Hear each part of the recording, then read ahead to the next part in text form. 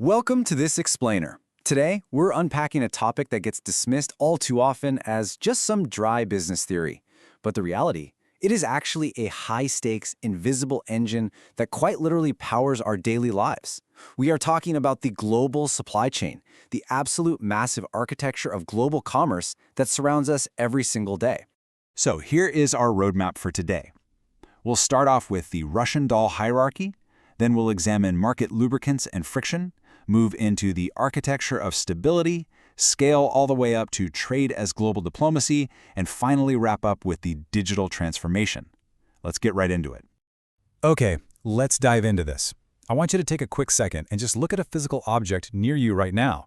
Maybe it's the smartphone in your pocket, the chair you're sitting on, or even the screen you're looking at. How did that object actually get to you? I mean, it didn't just magically appear, right? It had to navigate this labyrinthine journey from some distant factory, across borders and oceans, arriving precisely when you needed it, and at a price you were actually willing to pay.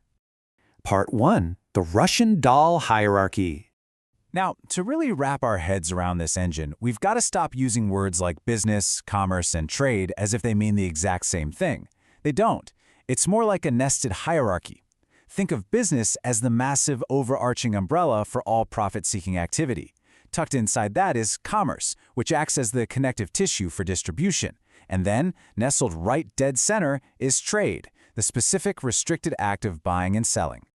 Let's pull commerce out of that mix for a second. Commerce is basically the specialized distribution arm.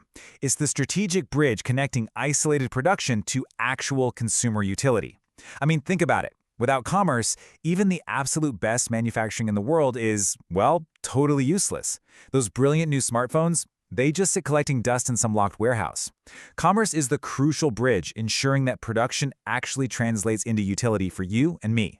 And sitting right at the center of that commerce bridge is trade itself, which essentially splits into two distinct paths depending on geography.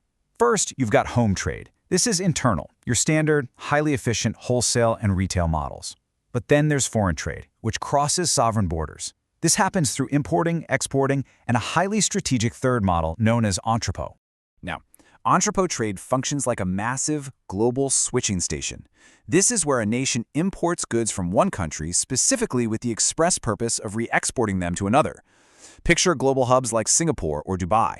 The goods arrive, they're broken down, repackaged, and then repositioned. So the crucial point here is that entrepot trade proves global commerce is just as much about the brilliant strategy of physical positioning as it is about the actual physics of production. Being the optimal middleman, that is a massive competitive advantage. Section 2. Market lubricants and friction. So, how do those goods actually move across that strategic bridge without, getting permanently stuck? Well, we're looking at what the source material calls aids to trade. Now, it's super easy to write off things like banking or warehousing as boring tertiary industries, but actually we need to reframe them as vital lubricants that keep the whole global engine from just totally seizing up. Every single auxiliary service attacks a massive systemic barrier head-on. Transportation, it wipes out the barrier of physical distance. Banking eliminates the barrier of capital. Insurance handles the absolutely paralyzing barrier of risk.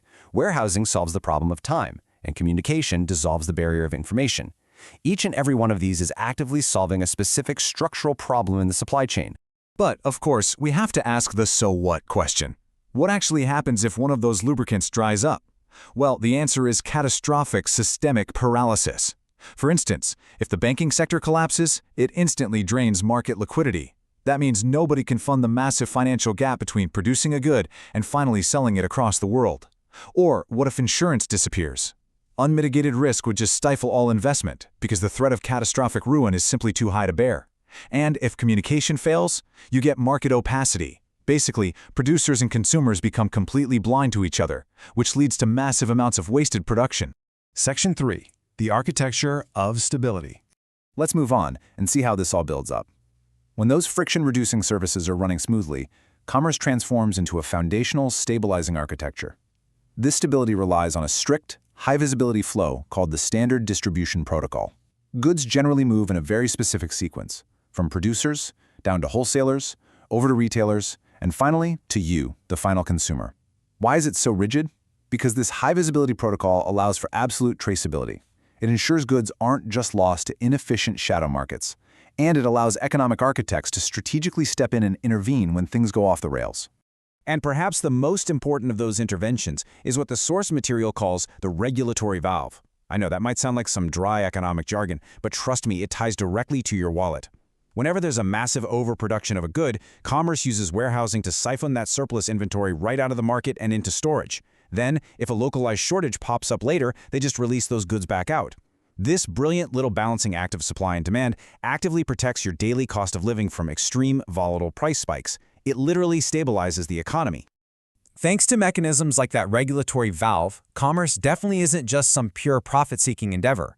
It's actually a fundamental tool for human and national development built firmly on these 7 key pillars. It doesn't just satisfy our wants and create vast ecosystems of employment, it actually drives economic development, which directly elevates a nation's standard of living. On top of that, it secures raw materials for industrial growth, maintains price stability, and crucially, it fosters international cooperation. Section 4. Trade as global diplomacy. Zooming way out to the global stage for a minute, we can really see how this massive economic architecture deeply influences geopolitical relations. The sources frame this fascinating concept: peace incentivizing economic dependencies. The idea here is that trade actually acts as a structural deterrent to war. The logic is pretty straightforward. As nations integrate their economies through foreign trade, their mutual prosperity gets directly tied to the health of the broader global market. So this interdependency turns practically every cross-border shipment into a stabilizing act of diplomacy. Engaging in conflict simply becomes way too cost-prohibitive when your own economy relies heavily on your trading partner. Finally, Section 5. The digital transformation. We've spent a lot of time today understanding traditional physical logistics, but this brilliantly illustrates how the whole paradigm shifts in the modern era. If you think back to those market frictions from earlier, 2 of the absolute biggest historical barriers to commerce were information and distance. Well, e-commerce completely shatters those limitations. Digital platforms dissolve market opacity by creating direct data connections in real time between producers and consumers, and at the exact same time, they completely bypass geographic limitations. This allows even a tiny independent creator in a small town to instantly access a massive global audience. The modern global supply chain forces constant optimization, competition, and innovation. It's just an incredibly complex, interconnected system that makes our current standard of living possible. So I want to leave you with this somewhat provocative thought. Next time you're online and you casually click that simple Buy Now button, will you just see a basic transaction, or will you see the vast, invisible architecture of transport, insurance, warehousing, and international diplomacy all immediately springing into action, working in a massive global symphony behind the scenes just to bring that one package to your front door? Keep learning, keep analyzing, and I hope you never look at the supply chain the exact same way again.